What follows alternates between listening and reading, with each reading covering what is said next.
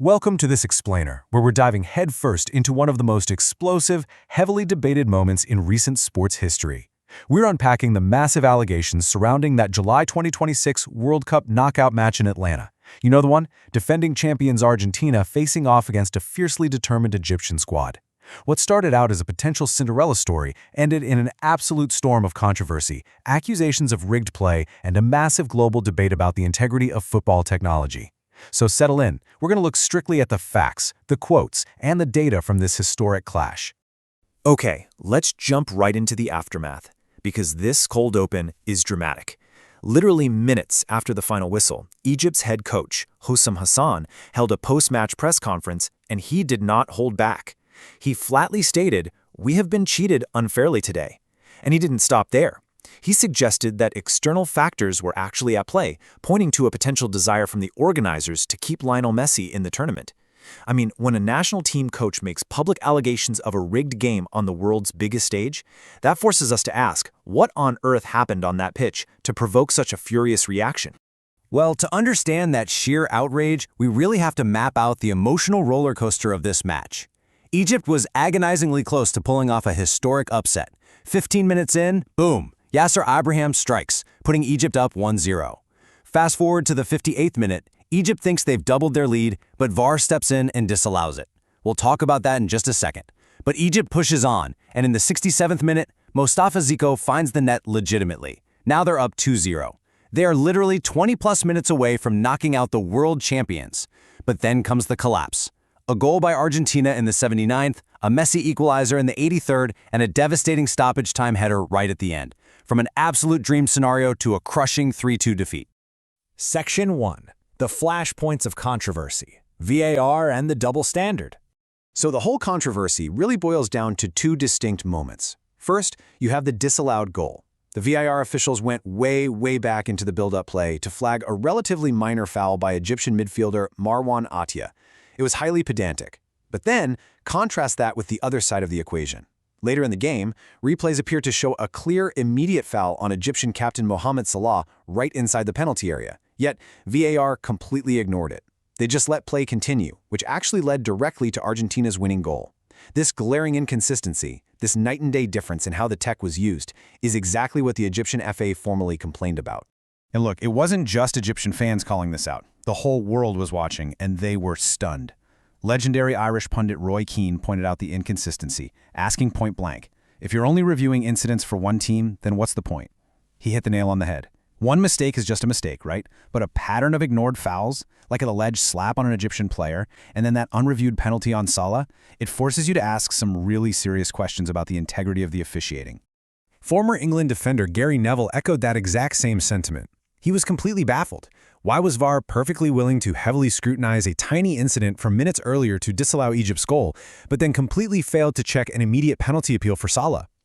Neville's commentary really reflects this deep, growing concern that the rules of technology seemingly changed depending on which side of the pitch the action was taking place.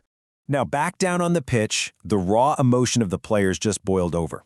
Egypt striker Mostafa Zico, who had his first goal chalked off by that VAR review, was absolutely furious. His accusations weren't just about human error. He was throwing out outright allegations of corruption against the referee. Zico publicly stated that it was a rigged game. Those are incredibly heavy allegations, and they instantly elevated this from a simply controversial football match into a full-blown sporting scandal. Section 2. Global media firestorm. The world reacts to Atlanta. What is honestly striking here is how united the global press was in their skepticism.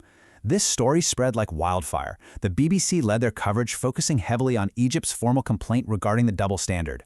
Over in the US, ESPN and Fox Sports labeled it a VAR storm, and they uniquely highlighted the commercial motives behind keeping Argentina in the tournament. The New York Times tracked how quickly conspiracy theories were gaining traction, while Sky Sports openly scrutinized the apparent favoritism shown to larger footballing nations. So, the media wasn't just reporting a tough loss, they were reporting a systemic failure of fairness. Which brings us to the literal million-dollar question being debated everywhere right now. Does VAR protect commercial interests? Think about it. Is this technology, which was introduced to eliminate clear and obvious human errors, actually being used as a safety net to protect the tournament's most lucrative stars?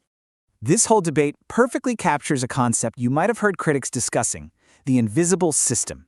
It's this perception that smaller football nations aren't just fighting the 11 players on the pitch, they're fighting an unlevel playing field, a structural advantage designed to protect the massive financial stakes of established powers.